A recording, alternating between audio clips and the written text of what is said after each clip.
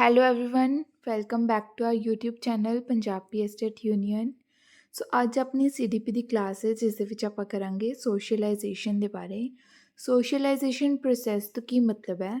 Society ਦੇ ਵਿੱਚ ਜਾਣਾ, ਸੋਸਾਇਟੀ ਦੇ ਵਿੱਚ ਰਹਿਣਾ, ਸੋਸਾਇਟੀ ਦੀ ਵੈਲਿਊਜ਼, ਜਿਹੜੇ ਵੀ ਰੂਲਸ ਐਂਡ ਰੈਗੂਲੇਸ਼ਨਸ ਬਣੇ ਹੁੰਦੇ ਆ ਸਾਰਿਆਂ ਨੂੰ ਕੀ ਹੈ ਉਹਨਾਂ ਦੇ ਅਕੋਰਡਿੰਗ ਅਡੈਪਟ ਕਰਨਾ ਆਪਦੇ ਆਪ ਨੂੰ ਸੋਸਾਇਟੀ ਦੇ ਵਿੱਚ। ਇਸੇ ਪ੍ਰੋਸੈਸ ਨੂੰ ਕੀ ਕਹਿੰਦੇ ਆ?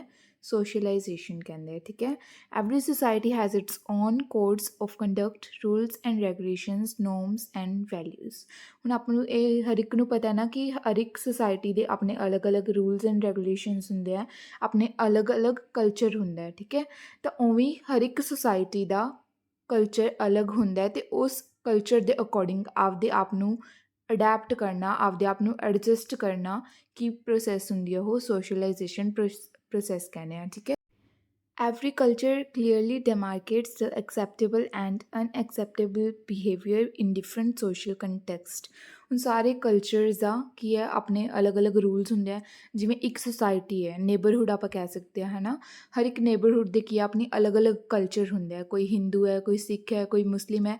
ਉਹਨਾਂ ਦੇ ਆਪਣੇ ਸਾਰਿਆਂ ਦੇ ਕੀ ਹੈ ਅਲੱਗ-ਅਲੱਗ ਰੂਲਸ ਐਂਡ ਰੈਗੂਲੇਸ਼ਨਸ ਹੁੰਦੇ ਆ, ਆਪਣੇ ਅਲੱਗ-ਅਲੱਗ ਕੀ ਹੈ ਵੈਲਿਊਜ਼ ਹੁੰਦੀਆਂ। ਹੁਣ ਕਈ ਕੀ ਹੈ ਮੰਦਿਰ ਦੇ ਵਿੱਚ ਜਾਂਦੇ ਆ, ਕਈ ਮਸਜਿਦ ਦੇ ਵਿੱਚ ਜਾਂਦੇ ਆ, ਕਈ ਗੁਰਦੁਆਰੇ 'ਚ ਜਾਂਦੇ ਆ। ਉਹ ਕਿ ਉਹਨਾਂ ਦੀ ਮੋਰਲ ਵੈਲਿਊਜ਼ ਹੈ, ਉਹ ਉਹਨਾਂ ਦੇ ਅਲੱਗ-ਅਲੱਗ ਕਲਚਰ ਹੈ ਉਹਨਾਂ ਦਾ। ਠੀਕ ਹੈ। ਅਤੇ ਹਰ ਇੱਕ ਸੁਸਾਇਟੀ ਦਾ ਆਪਣਾ ਅਲੱਗ ਕਲਚਰ ਹੁੰਦਾ ਜਿਸ ਦੇ ਅਕੋਰਡਿੰਗ ਬੱਚੇ ਕੀ ਹੈ ਐਡਜਸਟ ਕਰਦੇ ਆ, ਅਡੈਪਟ ਕਰਦੇ ਆ ਆਪਦੇ ਆਪ ਨੂੰ, ਜਾਂ ਵੱਡੇ ਵੀ ਕੀ ਆਪਦੇ ਆਪ ਨੂੰ ਅਡੈਪਟ ਕਰਦੇ ਆ। ਉਸ ਨੂੰ ਕੀ ਕਹਿੰਦੇ ਆ? ਸੋਸ਼ਲਾਈਜੇਸ਼ਨ ਕਹਿੰਦੇ ਆ।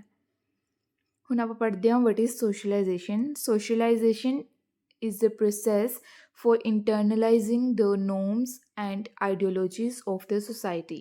ਜਿਹੜੇ ਆਪਣੇ ਸੋਸਾਇਟੀ ਦੇ ਨੋਰਮਸ ਨੇ, ਵੈਲਿਊਜ਼ ਨੇ, ਮੋਰਲ ਵੈਲਿਊਜ਼ ਨੇ, ਆਈਡੀਓਲੋਜੀਜ਼ ਨੇਗੀਆਂ, ਉਹਨਾਂ ਸਾਰਿਆਂ ਨੂੰ ਕੀ ਆ ਆਪਣੇ ਅੰਦਰ ਇੰਟਰਨਲਾਈਜ਼ ਕਰਨਾ, ਅਡੈਪਟ ਕਰਨਾ ਆਪਦੇ ਆਪ ਨੂੰ ਉਹਨਾਂ ਦੇ ਅਕੋਰਡਿੰਗ।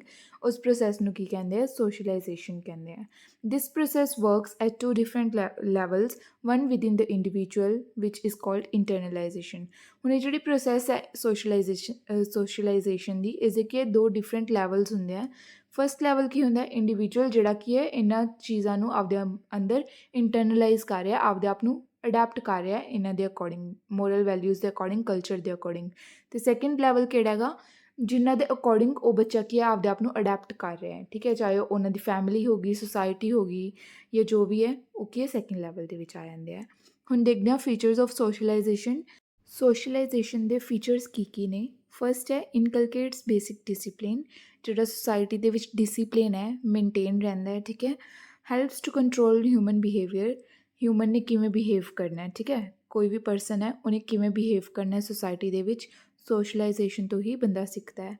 ਥਰਡ ਹੈ socialisation takes place formally and ਇਨਫੋਰਮਲੀ। ਜਿਹੜੀ ਸੋਸ਼ਲਾਈਜੇਸ਼ਨ ਹੈ ਫੋਰਮਲੀ ਵੀ ਹੁੰਦੀ ਹੈ ਅਤੇ ਇਨਫੋਰਮਲੀ ਵੀ ਹੁੰਦੀ ਹੈ। ਫੋਰਮਲੀ ਮੀਨਸ ਕਿ ਹੁਣ ਜਿਵੇਂ ਆਪਾਂ ਕੋਈ ਆਫਿਸ ਵਗੈਰਾ ਦੇ ਵਿੱਚ ਹਾਂ, ਠੀਕ ਹੈ, ਸਕੂਲ ਵਗੈਰਾ ਦੇ ਵਿੱਚ ਕੀ ਉਹ ਸਾਰੀ ਫੋਰਮਲ ਸੋਸ਼ਲਾਈਜੇਸ਼ਨ ਹੈ।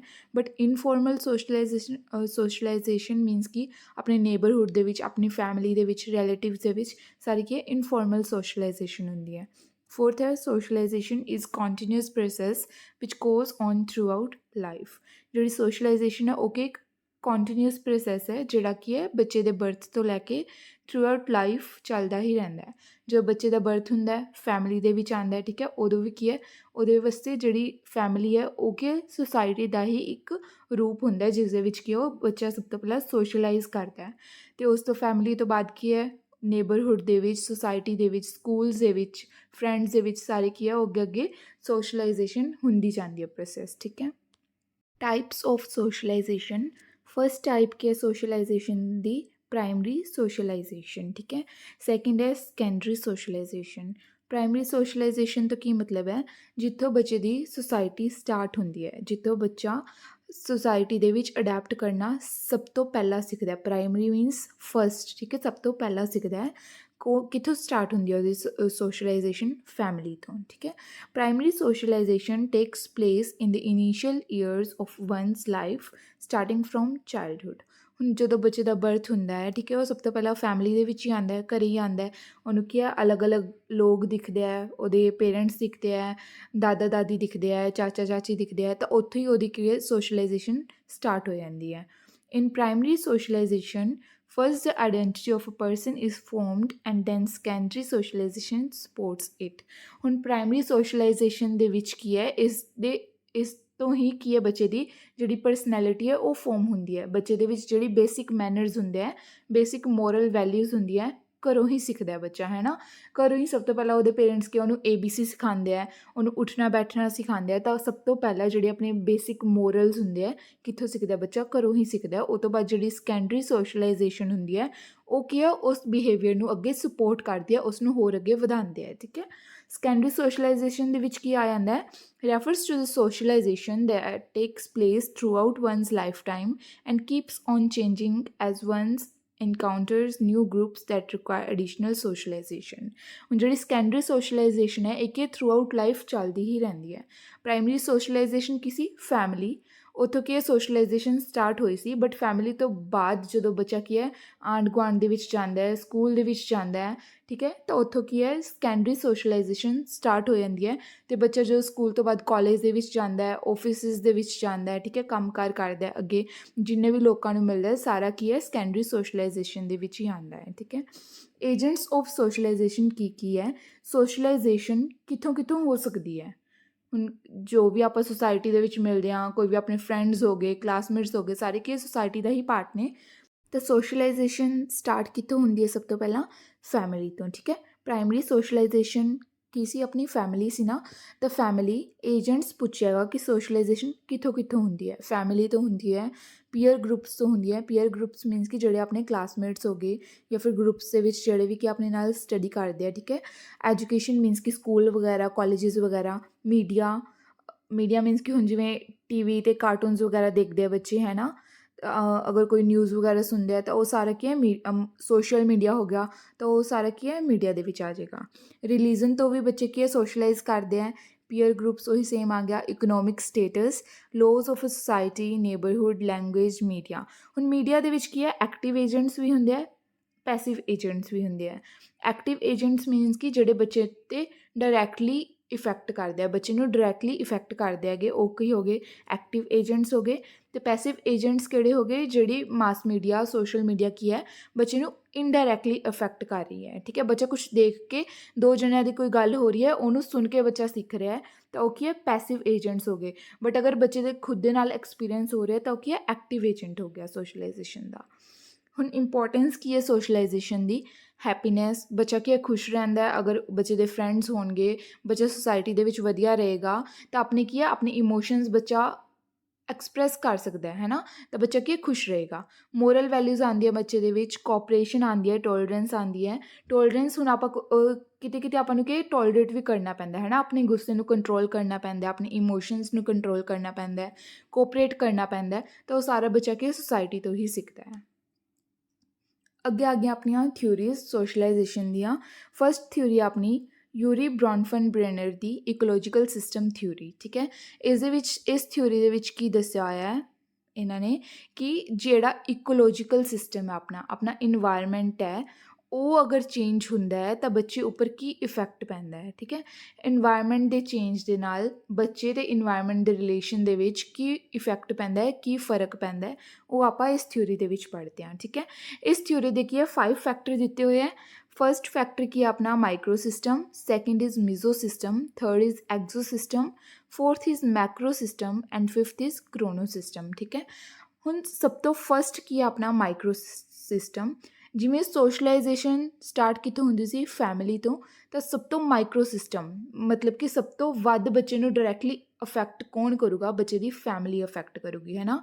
ਸਾਰਾ ਕੀ ਹੈ ਇਕੋਲੋਜੀ ਆਪਣੇ ਇਨਵਾਇਰਮੈਂਟ ਦੇ ਵਿੱਚ ਹੀ ਆਉਂਦਾ ਨਾ।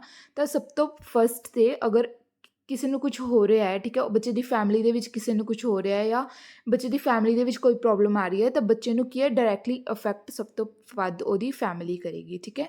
ਅੱਗੇ ਮੀਜ਼ੋ ਸਿਸਟਮ ਕੀ ਹੈ, ਅਗਰ 2 ਮਾਈਕਰੋ ਸਿਸਟਮ ਮੀਨਸ ਕਿ ਹੁਣ ਮਾਈਕਰੋ ਸਿਸਟਮ ਕੀ ਹੈ ਫੈਮਿਲੀ, ਫਰੈਂਡਸ, ਸਕੂਲ ਐਟਸੈਟਰਾ, ਇਹ ਸਾਰੇ ਕੀ ਹੈ ਮਾਈਕਰੋ ਸਿਸਟਮ ਦੇ ਵਿੱਚ ਆਉਂਦੇ ਹੈ।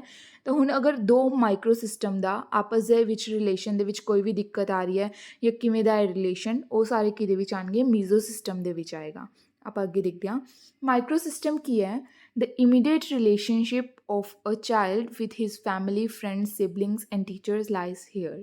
ਕਿ ਬੱਚਾ ਜਿਨ੍ਹਾਂ ਦੇ ਕਰਕੇ ਕੀ ਹੈ ਡਾਇਰੈਕਟਲੀ ਅਫੈਕਟ ਹੁੰਦਾ ਉਹ ਸਾਰੇ ਰਿਲੇਸ਼ਨਸ਼ਿਪ ਕਿਹਦੇ ਵਿੱਚ ਆਉਂਦੇ ਆ, ਮਾਈਕਰੋ ਸਿਸਟਮ ਦੇ ਵਿੱਚ ਆਉਂਦੇ ਆ, ਠੀਕ ਹੈ, ਜਿਹੜੇ ਕਿ ਬੱਚੇ ਨੂੰ ਡਾਇਰੈਕਟਲੀ ਅਫੈਕਟ ਕਰਦੇ ਆ।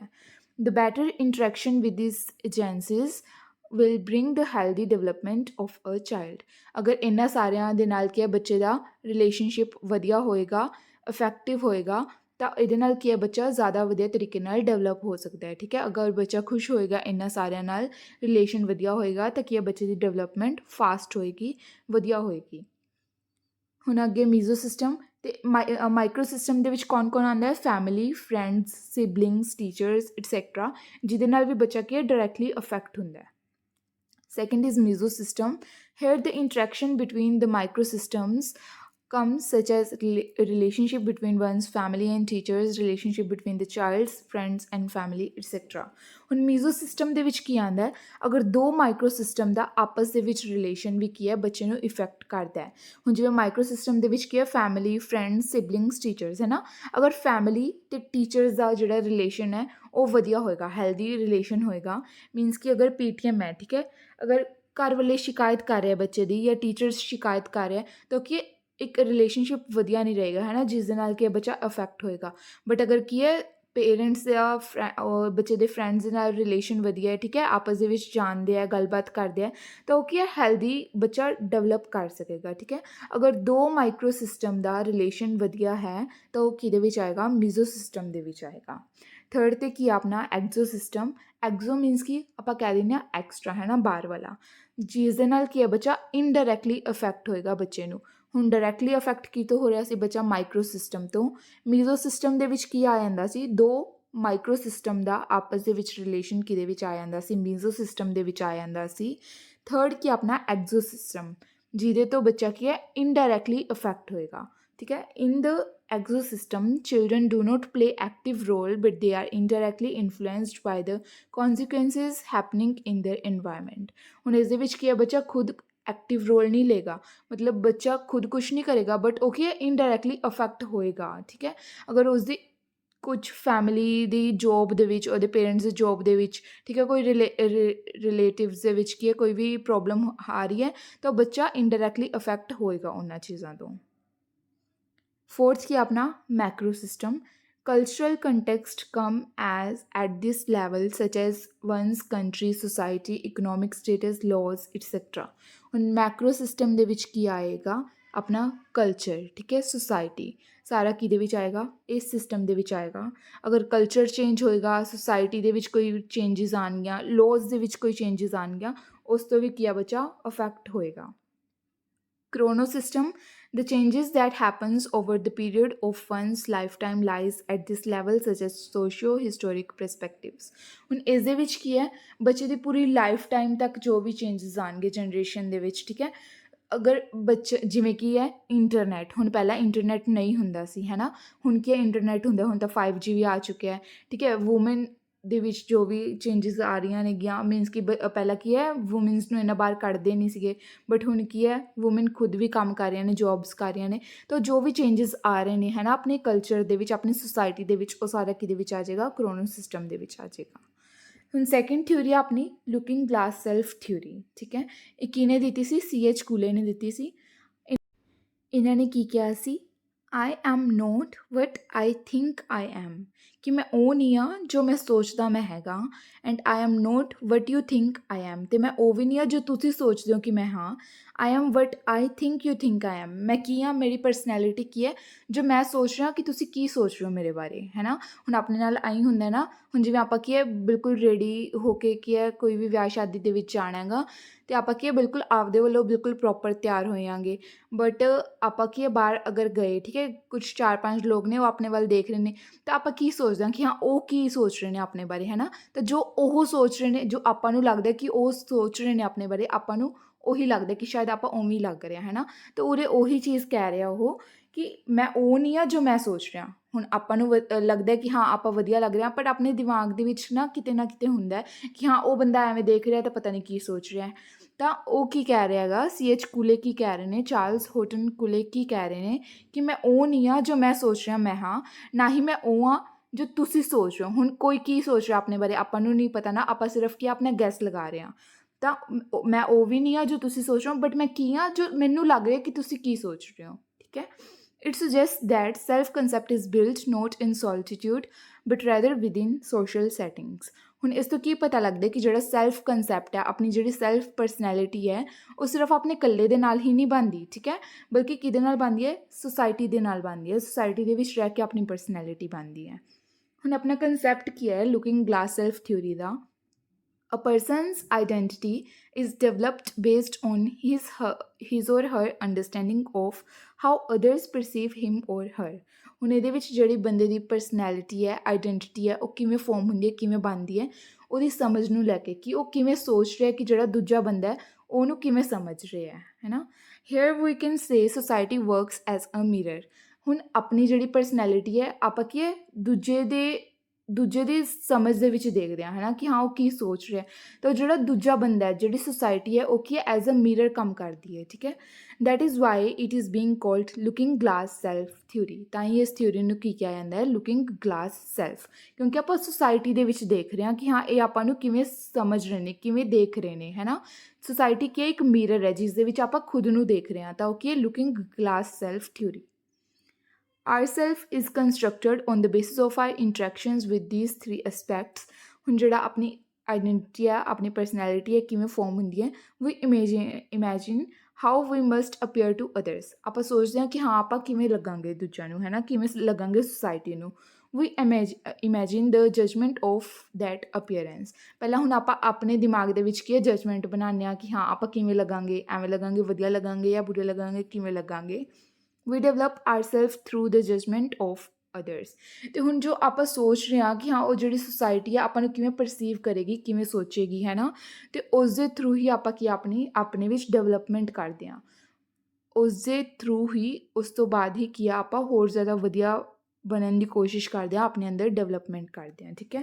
ਕਨਕਲੂਜ਼ਨ ਕੀ ਹੋਇਆ ਇਸ theory the? The identity of ourselves is a constant relationship between society and ourselves। ਹੁਣ ਜਿਹੜੀ ਆਪਣੀ ਆਈਡੈਂਟਿਟੀ ਹੈ, ਆਪਣੀ ਪਰਸਨੈਲਿਟੀ ਹੈ, ਉਹ ਕੀ ਹੈ, ਇੱਕ ਰਿਲੇਸ਼ਨਸ਼ਿਪ ਹੈ ਆਪਣੇ ਅਤੇ ਸੁਸਾਇਟੀ ਦੇ ਵਿੱਚ। ਸਿਰਫ ਆਪਣੀ ਪਰਸਨੈਲਿਟੀ ਨਹੀਂ ਹੈਗੀ ਉਹ, ਬਲਕਿ ਉਹ ਕੀ ਹੈ, ਰਿਲੇਸ਼ਨਸ਼ਿਪ ਹੈ, ਇੱਕ ਪੂਰੀ ਪ੍ਰੋਸੈਸ ਹੈ ਆਪਣਾ ਇੰਡੀਵਿਜੂਅਲ ਦਾ ਅਤੇ ਸੁਸਾਇਟੀ ਦਾ, ਦੋਨਾਂ ਦਾ। Basically, we form our identity on the basis of the perception of ourselves which we see in others। Here society works as a mirror for ourselves। ਹੁਣ ਇੰਨੀ ਥਿਊਰੀ ਦੇ ਵਿੱਚ ਆਪਾਂ ਕੀ ਪੜ੍ਹਿਆ ਹੈ ਕਿ ਜਿਹੜੀ ਆਪਣੀ ਆਈਡੈਂਟਿਟੀ ਹੈ, ਆਪਾਂ ਕੀ ਸੋਚਦੇ ਹਾਂ ਕਿ ਜੋ ਦੂਜਾ ਸੁਸਾਇਟੀ ਸੋਚ ਰਹੀ ਹੈ ਆਪਣੇ ਬਾਰੇ, ਆਪਾਂ ਉਹੀ ਹਾਂ, ਹੈ ਨਾ। ਤਾਂ ਉਰੇ ਸੁਸਾਇਟੀ ਕੀ ਹੈ, ਐਜ਼ ਅ ਮਿਰਰ। ਅਤੇ ਇਸ ਥਿਊਰੀ ਦਾ ਨਾਮ ਕੀ ਸੀ? ਲੁਕਿੰਗ ਗਲਾਸ ਸੈਲਫ ਥਿਊਰੀ, ਜੋ ਕਿਸ ਨੇ ਦਿੱਤੀ ਸੀ? ਚਾਰਲਸ ਹੌਟਨ ਕੁਲੇ ਨੇ ਦਿੱਤੀ ਸੀ। ਅਤੇ ਉਰੇ ਆਪਣਾ ਅੱਜ ਦਾ ਲੈਕਚਰ ਖਤਮ ਹੁੰਦਾ ਹੈ। ਅਗਰ ਤੁਹਾਨੂੰ ਕਲਾਸ ਵਧੀਆ ਲੱਗੀ ਤਾਂ ਲਾਈਕ ਅਤੇ ਸ਼ੇਅਰ ਜ਼ਰੂਰ ਕਰਿਓ। Thank you so much.